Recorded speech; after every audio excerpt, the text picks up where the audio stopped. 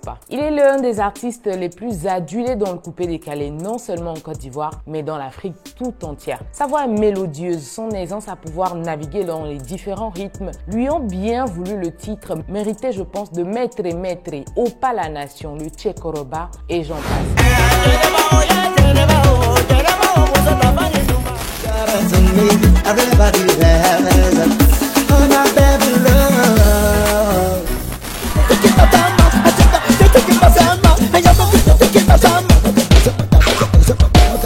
Et pourtant, son ascension à ce haut niveau de la musique n'a pas été un parcours facile pour lui. On note une enfance difficile, des clashs à ne point finir, des coups bas, des instabilités dans sa carrière musicale. Voici pour vous aujourd'hui l'histoire, la véritable de Bordeaux Linkoufa.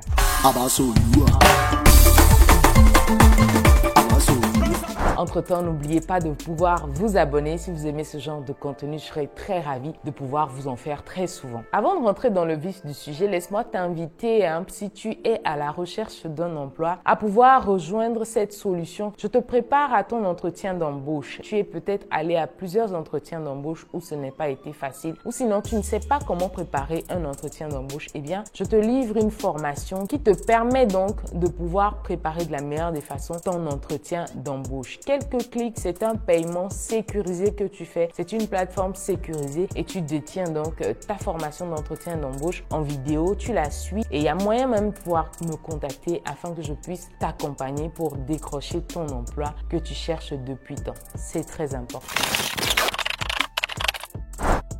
Alors, Digue Seri Patrick, dit de Bordeaux Linkoufa, est né le 20 décembre 1984 à Tenifero, non loin de Vavois, et c'est en Côte d'Ivoire. En fait, il explique qu'il tire sa fibre artistique de ses grands-parents, qui étaient en quelque sorte des griots dans leur village. Ils savaient donner des émotions et tout ça en chanson, selon la circonstance, et ça, on peut le dire qu'il l'a bien hérité d'eux. Comme je vous le disais à l'entame, il a une enfance difficile, raison pour laquelle il a dû grandir avec sa mère. L'école buissonnière, par contre, c'était son fort. On comprend mieux maintenant. Il n'était pas très fan des salles de classe, mais clopin, avec beaucoup de difficultés, il arrive quand même à pouvoir décrocher son bac et entamer ses études universitaires. Mais ses études, ils ne le finiront jamais. Il va donc se consacrer entièrement à la musique. Après cette décision d'abandonner les bancs, de Bordeaux choisit de se concentrer sur sa musique. Et cela, il démarre en tant que DJ dans les maquis ça et là, ce qui lui permet de se former et surtout de s'essayer et avec des chances de se perfectionner au fur et à mesure. Il avait ce truc en plus en fait, qu'il développait tout simplement. Tout ceci le rendait en tant soit peu leader dans toute la commune de Koumassi en Côte d'Ivoire. Il régnait là en maître, c'était lui le roi des platines et des Atalakou dans ce domaine.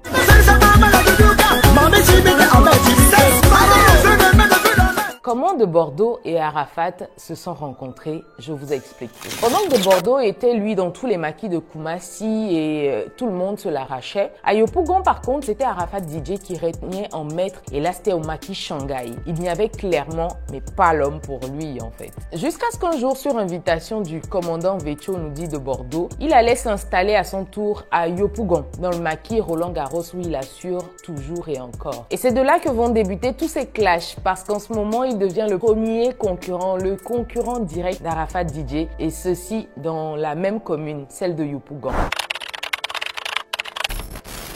Finalement, les deux talents vont fortuitement se rencontrer et c'est là hors des platines, hors maquis. Ils vont sympathiser et devenir de bons potes. Entre-temps, le Roland Garros, le maquis ou de Bordeaux officie en tant que DJ, a fermé. Le commandant Vetcho lui faisait donc la proposition de nouvelle écriture, un autre maquis. Ce que Arafat lui avait déconseillé, il lui proposait plutôt de venir au Shanghai. De Bordeaux, Linkoufa a donc décidé à ce moment de partir pour le Shanghai, comme lui conseillait son ami. La proposition d'Arafat donc. Pendant ce temps, il a appris que par derrière lui, Arafat DJ lui-même et allait rejoindre le maquis Nouvelle Écriture en question. C'était ce qu'on appelle sortir dans le dos carrément. Le tout premier coup bas d'Arafat DJ à de Bordeaux Linkoufa. Bref, en 2007, année pendant laquelle Arafat abandonne donc les maquis en tant que DJ et décide de se lancer dans sa carrière artistique de chanteur dans le coupé de Calais. De Bordeaux, lui, dit avoir été invité par Arafat DJ pour pouvoir collaborer sur Jonathan, proposition qu'il a refusée parce qu'il voulait bien se préparer avant de pouvoir se lancer dans une dite carrière musicale. En ce moment, Arafat, lui, va sortir Jonathan, ensuite son premier album, et c'est un véritable succès à ce moment-là.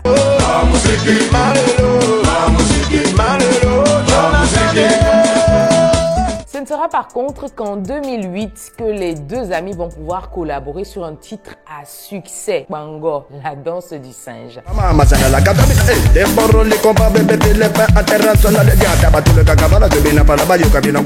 Morceau qui sera un véritable succès auprès de ses fans ivoiriens avec le concept de danse qui traversera les frontières ivoiriennes pour entamer dans toute l'Afrique entière. Tout le monde a clairement dansé sur Kpango. Bon, je n'ai pas eu les pas exacts, mais j'ai quand même dansé. Pendant cette année 2008, Arafat, lui, il mousse, il s'arrache tous les fans et toutes les scènes d'Abidjan en Afrique, et cela même en Occident. Et leur featuring regalait les fans du coupé-décalé, tout simplement. Tout le monde s'enjaillait sur ce morceau à n'en point finir. De Bordeaux, Linkoufa raconte quand même qu'Arafat avait été sollicité pour une tournée aux États-Unis pour un montant assez intéressant. Il parle de 17 000 $ environ. Vu que le Kpango moussait à ce moment-là, De Bordeaux devrait forcément pouvoir partir avec lui dans cette tournée qui a été proposée. Arafat, lui, n'était pas vraiment intéressé pour la tournée en question. Mais De Bordeaux, lui, c'était un gros coup. Il a dû le supplier parce que c'était quand même une belle somme qui était là et surtout une belle opportunité de pouvoir voyager et faire ce titre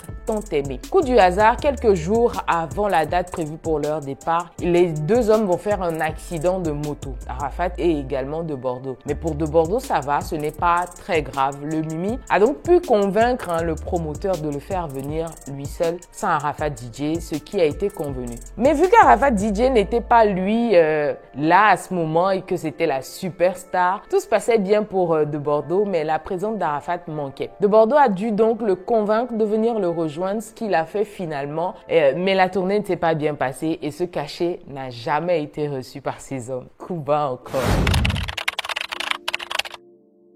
Alors, après cette énième mésaventure aux États-Unis, De Bordeaux Linkoufa va se décider, une fois en Côte d'Ivoire, là nous sommes en 2009, de finalement lancer sa carrière solo en tant qu'artiste-chanteur. Après toutes ces années à exercer en tant que DJ dans les maquis de Yopougon, en passant par Koumassi, après son succès phénoménal avec ce featuring avec Arafat DJ, je pense qu'il a pris goût et se sent finalement prêt à pouvoir épater le public ivoirien en tant qu'artiste de la chanson. Et c'est ce qu'il va faire en sortant son tout premier hit, American Soldier. Sa voix mélodieuse et sa capacité à faire du coupé-décalé. En même temps, tout ça, sa personnalité vont emballer les mélomanes ivoiriens et ce morceau sera un tube, un hit, un succès international.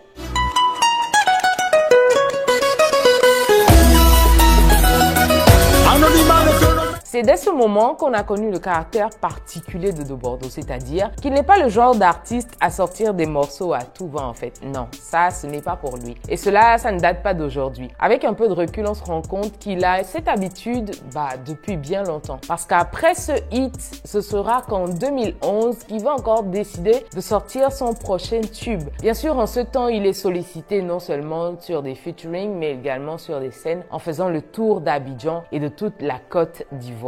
Le titre qu'il va sortir en 2011 s'appelle Au pas la nation. C'était suite à une pique que lui a envoyé Arafat DJ dans l'un de ses morceaux, comme quoi, en fait, Joe, écoute, on est fatigué d'écouter ton seul son que tu chantes partout, ça et là. Arafat, vous le connaissez bien, pour envoyer des piques et pouvoir chauffer tout le monde. Et oui, et ça a pris au niveau de Bordeaux Linkoufa qui s'est donc remis la ceinture et à pouvoir faire sortir à son tour Au pas la nation. Et rebelote, c'est encore un véritable succès. Les fans adorent et ils se l'arrachent ce morceau.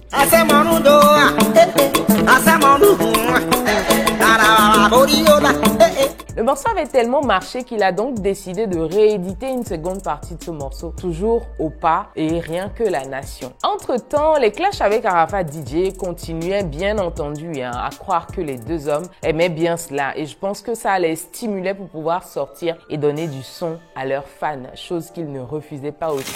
Moi j'ai amené les clashs, oui, j'assume les conditions, mais c'est qui m'a fait clasher?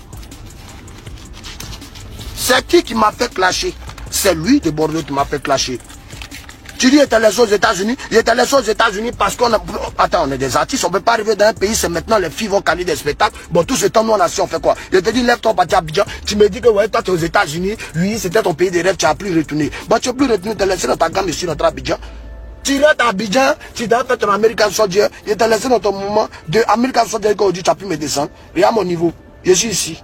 Tu sais, toi, tu es où? Tu es là.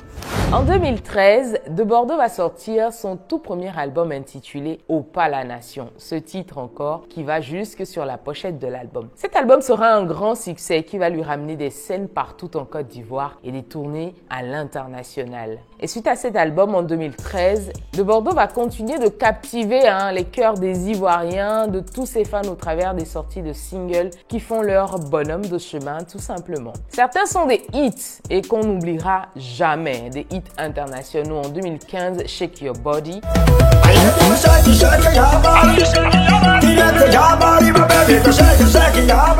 Ensuite, L'Enfant gâté.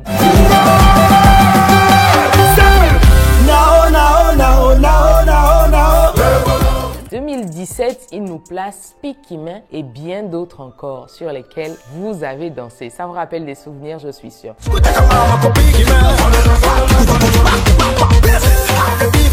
Comme je vous le disais plus haut, De Bordeaux n'est pas du genre à sortir des titres chaque 3 mois en fait. Non. J'ai comme l'impression qu'il a bien l'air de vouloir aller à son rythme sans se prendre la tête et sortir un morceau qui lui fasse plaisir en fait. Et ce peut-être, et ce sera encore parti pour l'année prochaine pour pouvoir vous régaler à nouveau. Ces fans, je pense qu'ils ont fini par s'habituer tout simplement et par s'y faire. De toute façon, est-ce qu'on avait le choix? Non. 2019 par contre, c'est une année difficile, non seulement pour les fans du coupé décalé, mais également pour De Bordeaux Linkoufa. En août, tout le monde entier se rappelle encore l'annonce du décès de DJ Arafat, chose qui n'a pas été facile, surtout pour ses proches. Une page noire dans ce journal, le monde de la culture est en deuil. Le ministre de la Culture et de la Francophonie a le regret d'annoncer le décès ce matin à 8 h de l'artiste DJ Arafat, de son vrai nom Huon Ange Didier, des suites d'un accident de la circulation qui s'est produit hier nuit. Le ministre de la Culture et de la Francophonie présente ses condoléances. On peut imaginer donc la douleur de son ami et frère, surtout bon ennemi de tous les temps qui était De Bordeaux Linkoufa. L'artiste va lui rendre un vibrant hommage et disparaîtra encore pendant un bon bout de temps comme il sait le faire. Mais quelques années plus tard, il expliquera qu'il n'a jamais pu faire le deuil d'Arafat Didier en vrai. Et ça se comprend, c'était le seul à pouvoir lui renvoyer la balle quand il s'envoyait des clashs et on a fini par comprendre que tous ces clashs-là, ce n'était pas méchant au fond, mais plutôt de bonne guerre pour ces deux artistes de la chanson. Mais néanmoins, sur la pression, je dirais, s'il faut dire par décision personnelle, histoire de faire revivre encore le coupé décalé qui, après le décès de DJ Arafat, est resté plutôt plat. De Bordeaux va servir à ses fans un autre régal, spécialité ivoirienne. Waouh! Je crois que les fans attendaient cela et c'est un carton.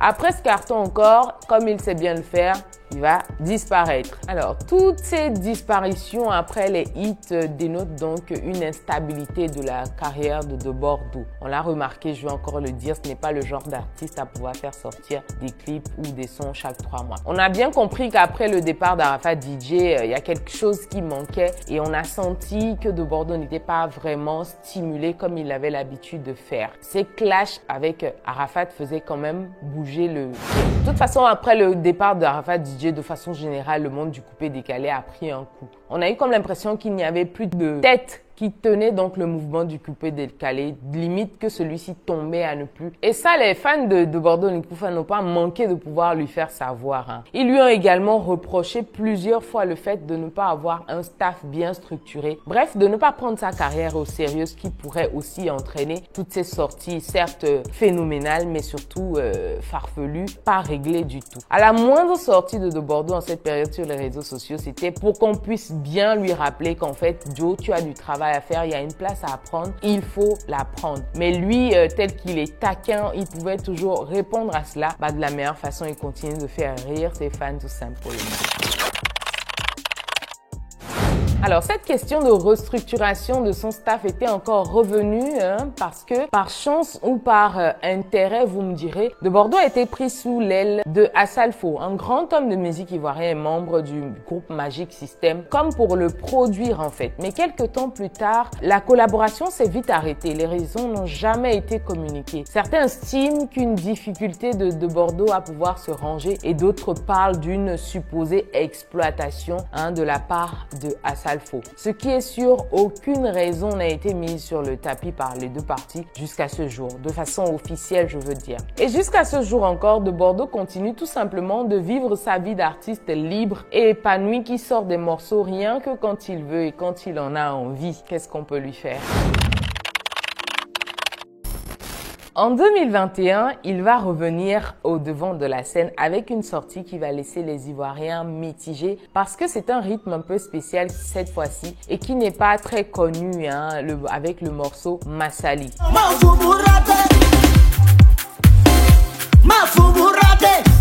Ça ne passe pas forcément au niveau des femmes. Ce ne sera pas son plus grand succès, sinon il en a connu de tous les temps et ça ne plaira pas forcément. C'est l'un des rares poteaux de Bordeaux Linkoufa en parlant de sortie musicale. Plus haut, on se disait que comme ses grands-parents, il tient la fibre artistique et il sait servir à son public ce qu'il veut et ce dont il a besoin. C'est cela qu'il va mettre donc à jour pour pouvoir sortir dans la même année 2021 un titre qui va recréer l'amour entre les Ivoiriens et lui. Le titre en question, c'est Detununa.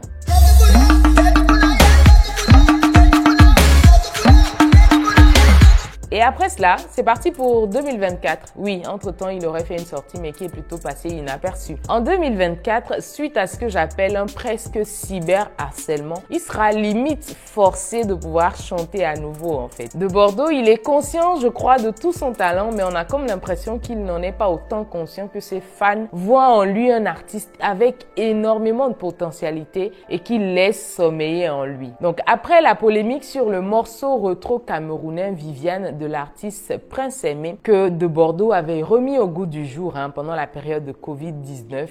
Viviane, il m'appelle comme ça. Viviane, c'est toi qui vas vider les poches. Oh, Viviane, oh.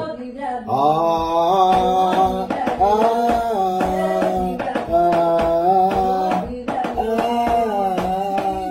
Ses fans donc l'ont invité à pouvoir sortir un morceau parce que le sachant possible de pouvoir créer un hit avec ou sans la reprise de ce morceau-là. De Bordeaux va finalement céder à la pression et il va servir enfin, après 3 ans, à ses fans un morceau dont il avait déjà sorti un freestyle en 2016 et c'est Djeneba Djaba.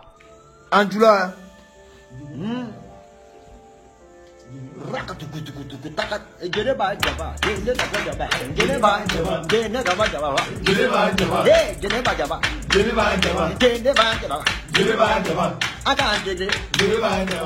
C'est un succès continental parce que ce clip bat le record. Il a totalisé en un temps record 10 millions de vues sur les plateformes et à ce jour, il est à 23 millions après 4 mois de sa sortie. Waouh, n'est-ce pas?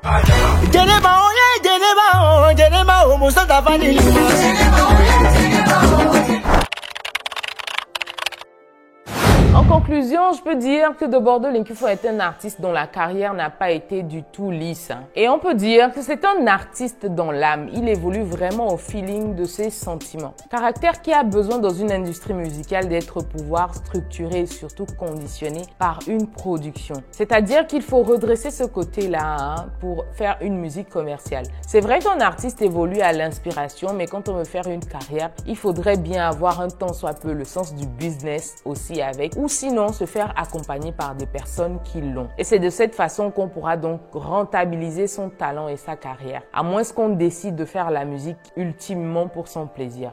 Là, ça se comprend. Pour finir donc, c'est un artiste très respecté et dont le talent est reconnu par tous et par chacun. De sa carrière, on peut tirer beaucoup de leçons, non seulement pour la vie de tous les jours, mais pour d'autres qui souhaitent également pouvoir se lancer dans l'aventure de l'industrie musicale. Alors, j'espère que cette histoire de Bordeaux depuis ces années jusqu'à ce jour vous aura plu. Si c'est le cas, n'oubliez pas de pouvoir liker, vous abonner et surtout me dire en commentaire, vous, qu'est-ce que vous aimez de cet artiste. artiste et surtout qu'est-ce qu'il devrait faire pour pouvoir encore améliorer sa carrière afin qu'on puisse continuer de l'aimer. C'était un plaisir d'être avec vous et une bonne suite et on se retrouve très vite. Il y a d'autres histoires inspirantes sur la chaîne. Merci de pouvoir faire un tour surtout.